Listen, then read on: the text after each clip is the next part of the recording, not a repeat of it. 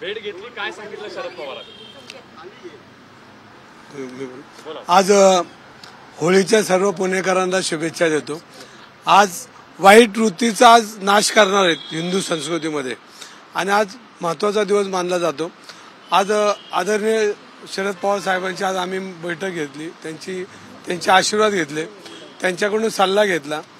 ज्यांनी देशामध्ये एक मोठं काम उभं केलं, ज्यांना अनेक क्षेत्रामध्ये माहिती असणारं, मग शेतीपासून तर IT क्षेत्रापर्यंत ज्यांनी या देशामध्ये मोठं काम केलं, अनेक तरुणांच्या हाताला रोजगार दिला, शेतकऱ्यांना न्याय दिला आणि म्हणून त्यांना भेटणं आणि त्यांचं मार्गदर्शन घेणं हे महत्त्वाचा भाग आहे।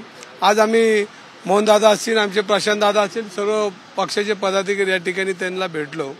त्यांनी साधक बाधक चर्चा झाली आणि नियोजन कसं करावं हे प्रशांत दादाशी मोहनदादांशी बोललेत। ते नियोजन बी होईल, सभा कशा घेतल्या पाहिजे, निवडणुकीत कशा पद्धतीने आपण समाजापुढे गेलं पाहिजे, नागरिकांपुढे गेलं पाहिजे हे त्यांनी मार्गदर्शन केलं।